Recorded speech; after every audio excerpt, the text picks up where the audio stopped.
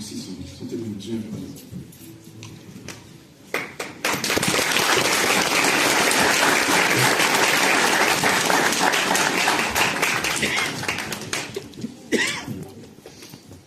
Bonjour tout le monde. Bonjour. Je voulais un peu plus court que mes amis baptisés, mes soeurs, frères aujourd'hui. Voilà, je me présente, je m'appelle Véronique. Aujourd'hui c'est un jour spécial pour moi. C'est un jour spécial pour moi car une nouvelle vie va commencer à partir de maintenant par le lien du baptême avec celui qui a donné sa vie pour moi. Et je veux suivre son chemin aujourd'hui. Je sais que lui ne m'abandonnera jamais. Moi, j'ai fait quelques erreurs de parfois l'abandonner. Je vous explique un petit peu mon parcours. Voilà, j'ai été baptisée catholique avec communion, mariage à l'église, tout le tralala. Donc, voilà. J'ai connu le chemin de l'église en allant travailler. Je suis emmenée 2 personnes chez une dame où j'ai connu sa petite fille ici présente, Manon, voilà, que j'aimais très fort, avec elle j'ai pu discuter de tout et de rien, dont la partie religion, qui m'a dit viens une fois avec moi, voilà, elle m'a expliqué plusieurs choses. Au départ, ça ne me touchait pas, et puis j'ai dit pourquoi pas. J'ai rencontré plusieurs sœurs de différentes églises. Et puis, voilà, une fois j'étais là, puis j'étais là, j'ai un petit peu décroché, j'ai un petit peu oublié. Et voilà, puis je suis on s'est revu avec Manon. J'ai un petit peu du mal à m'exprimer parce que, devant autant de monde, voilà. Et.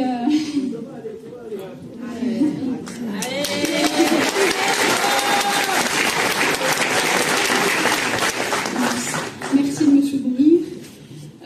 Donc, je rejoins Manon.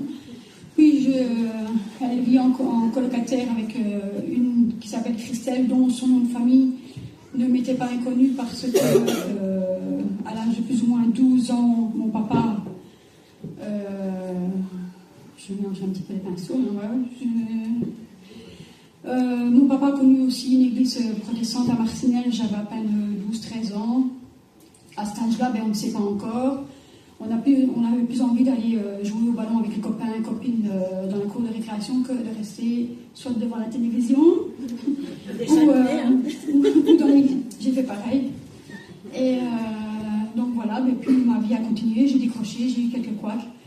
J'ai perdu mon papa il y a 9 ans maintenant, cancer du poumon, donc encore un couac. Je me suis dit pourquoi ça arrive. Le Seigneur n'est pas avec moi, il m'a abandonné, il a pris mon papa, c'était un pied pour moi. Et donc j'ai décroché. Et puis je revois Christelle, dont, comme je vous dis, son nom n'est pas anodin à ma tête, parce que comme mon papa était reparti dans l'église protestante, son papa, elle, qui était pasteur à ce moment-là, je ne sais pas si je peux donner son nom, Alain Champagne, parti à l'heure aujourd'hui. Mais voilà, puis arrive Wendy, qui est aussi présente parmi nous, qui elle me fait découvrir un parcours alpha où je découvre différentes personnes qui ont été géniales, qui me soutiennent encore aujourd'hui. Sylvia, Daniel, beaucoup de personnes, je remercie. Mais le seul que je vais remercier aujourd'hui, c'est Dieu. Voilà, je suis encore avec lui aujourd'hui. Comme je vous dis, il ne m'abandonne pas. Donc, par le baptême, je veux rester sur son chemin. Aujourd'hui, j'ai compris que ma vie est avec lui. Et merci Seigneur.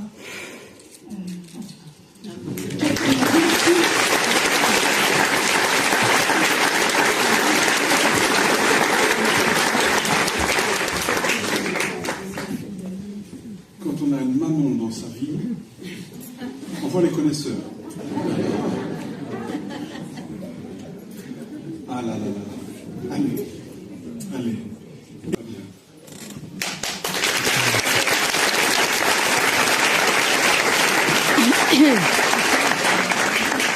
Très bien. Voilà. il préfère poser quelques questions, on va faire ça ensemble. Ok. Allez, dis-nous quelque chose de...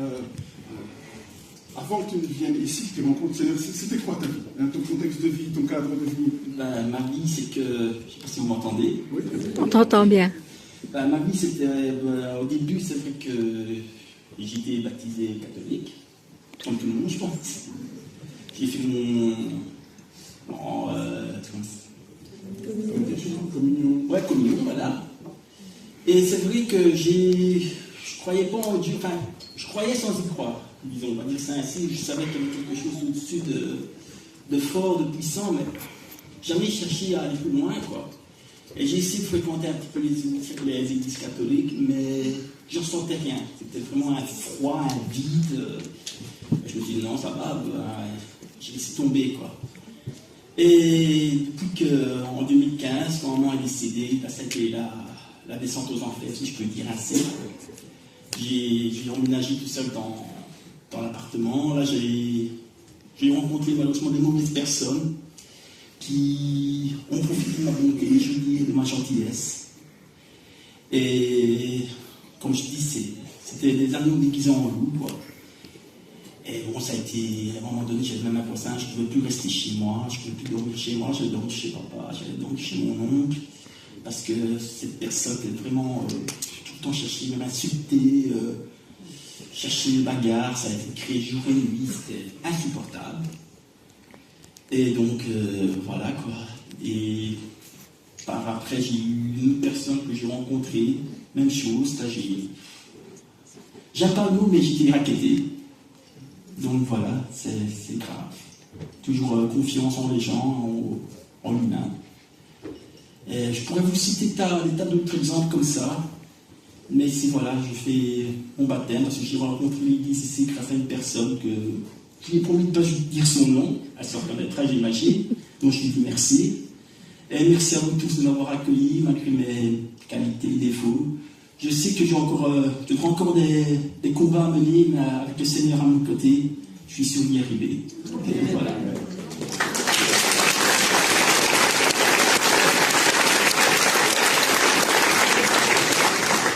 Ce qui est important, c'est que tu nous expliques comment tu as rencontré Jésus, ou plutôt tu vas dire comment Jésus s'y est-il pris pour te rencontrer. C'est par hasard, comme je disais, c'est cette personne que j'ai rencontrée qui m'a parlé de l'Église, qui m'a parlé de Jésus, au début, j'étais un peu sceptique, je me dis, ouais, mais j'avais un peu peur, je me dis, vu que, comme je disais tantôt, je n'étais pas fort croyant à la base. Et un jour, je ne sais pas, il y a eu comme quelque chose, une voix qui m'a poussé, je suis passé devant l'église et je me dis, bah, allez, pourquoi pas, allons-y. Et je suis entré, et voilà, c'est parti tout naturellement. Qu'est-ce que tu crois aujourd'hui concernant Jésus? Je crois qu'il est là pour nous aider, pour nous sauver, qu'il faut nous mettre sa confiance en lui, qu'il est là pour nous, quoi qu'on fasse, que ce soit nos bons moments, nos mauvais moments. Et je pense qu'il sera toujours avec moi, qu'il sera toujours avec nous. Amen.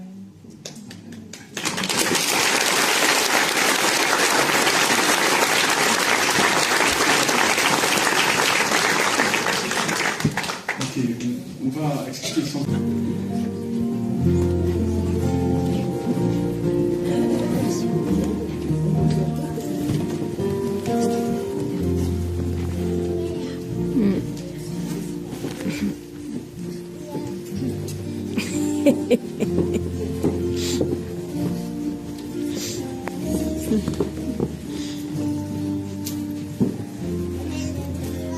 On a dit déjà beaucoup de choses sur le sens du baptême.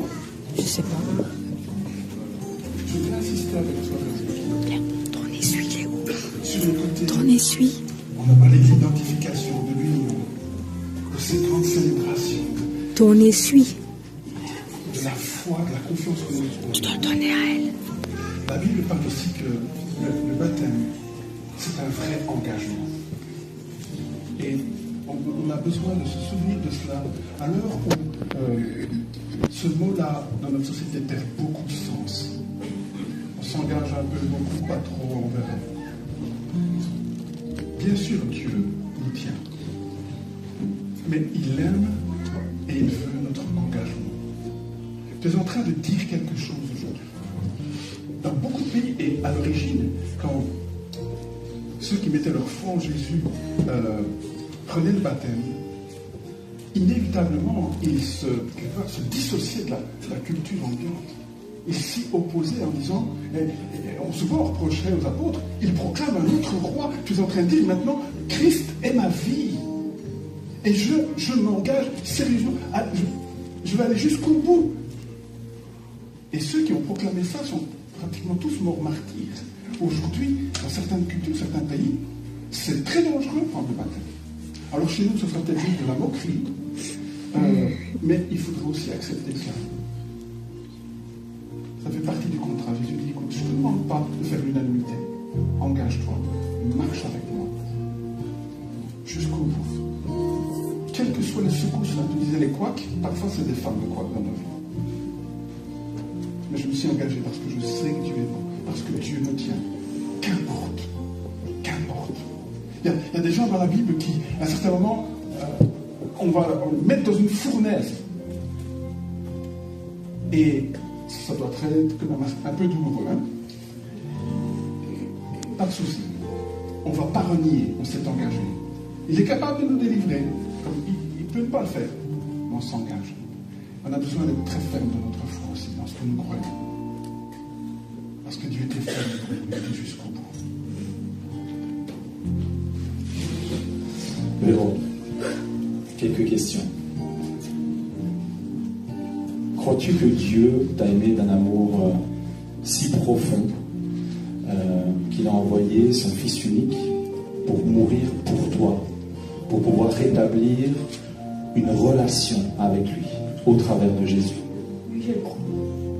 Est-ce que tu crois que Jésus a marché sur cette terre, annoncé l'évangile, donc que lui est le chemin, la vérité et la vie, et qu'il n'y a qu'en lui cette possibilité de revenir vers Dieu et de pouvoir être pardonné de nos péchés?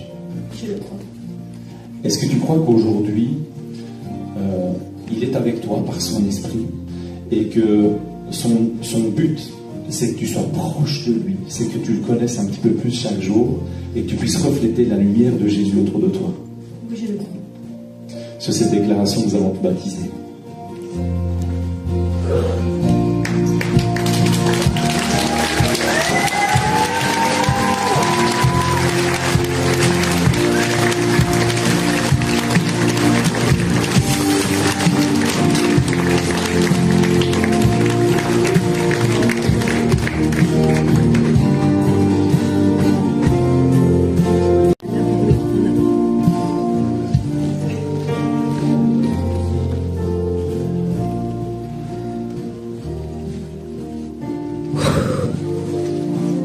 Merci Seigneur.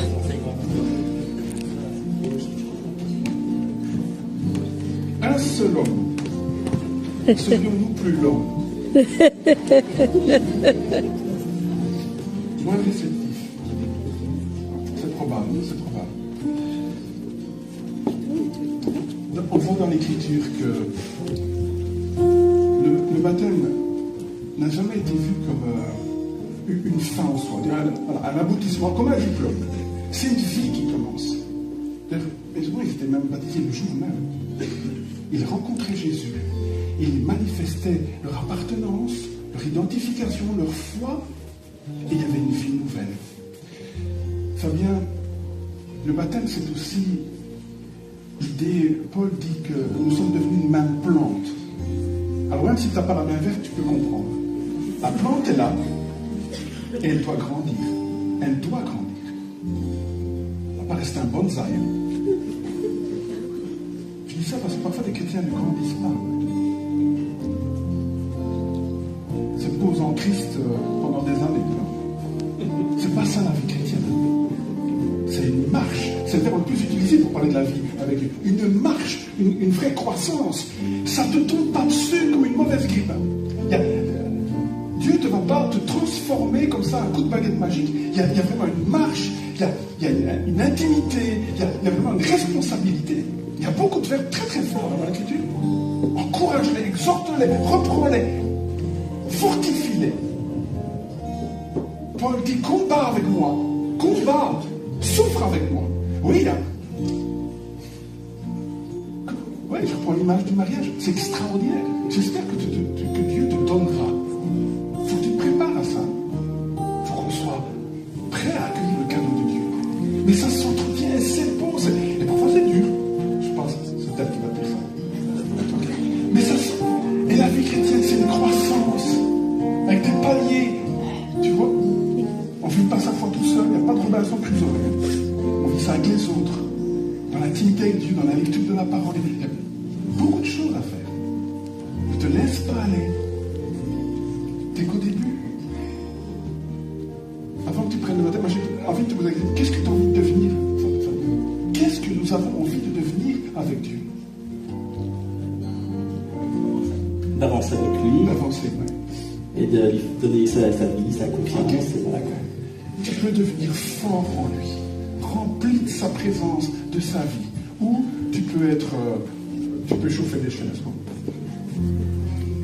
On choisit. Ok? Moi, je vous fais toi. Mets la barre haut. Veuille vivre des choses fortes. Veuille expérimenter Dieu. Il faut qu'à la fin, quand on arrive, avant de rentrer au ciel, on va dire, waouh, j'ai déjà tellement vécu de choses avec toi, Seigneur. Ok? C'est ça que tu choisis aujourd'hui. Si pas, on te laisse dedans. Parce qu'il vaut mieux quelque part rentrer tout de suite au ciel. De toute façon, on va quoi? On va végéter, on va respirer l'oxygène que les autres pourraient avoir. Ou alors on dit, Seigneur, me voici. Souvent on dit ça dans la Bible. Me voici, Seigneur. Tu m'as donné un corps. Maintenant, c'est pour toi. C'est pour toi, Seigneur. Fabien, Dieu a vraiment un super programme pour toi. T'es pas un petit carolo de seconde zone. C'est pas vrai, ça.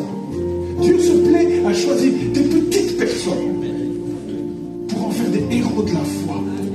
Et nous, on est là pour se dire, waouh. Seul gars, cette fois-ci. Mais vous allez voir ce vaillant héros. Il y a ça dans le vaillant héros. C'est pourquoi nous te plongeons. Et après ça, on va regarder. Chaque fois qu'on le fera, wow, c'est plus le même ici.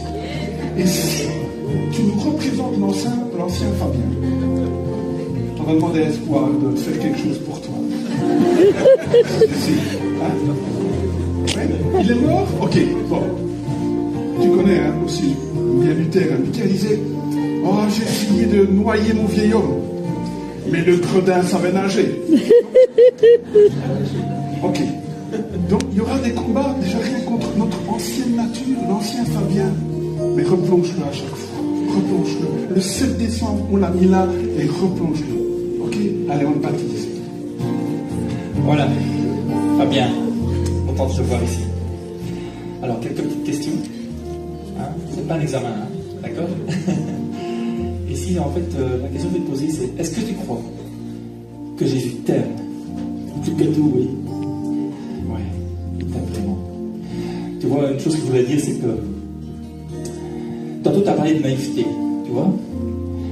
Bien, parfois, la naïveté, c'est aussi un don que Dieu donne. Parfois, c'est un fardeau. Jésus a mis au-devant de la scène les enfants. Qu'est-ce qu'il y a plus naïf qu'un enfant? Eh bien, tu es enfant de Dieu. Est-ce que tu crois que tu es enfant de Dieu? Oui. Est-ce que tu crois que Jésus est mort pour toi et que Dieu l'a ressuscité le 3e jour afin que tu vives éternellement? Moi aussi. Eh bien, sur ces paroles. Sur ces paroles. Je lui avais dit de venir tout de suite. Viens, Michel. Ah. Michel s'est occupé d'eux pendant toute la formation.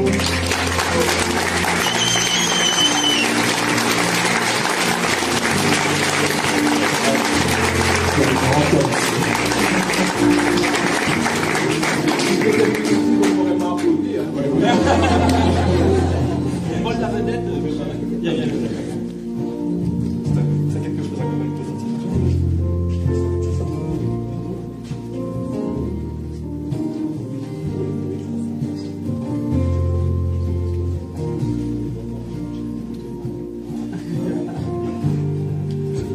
Bon, je reprends donc de ces paroles, nous avons échangé, nous te baptisons au nom du Père, du Fils et du Saint-Esprit.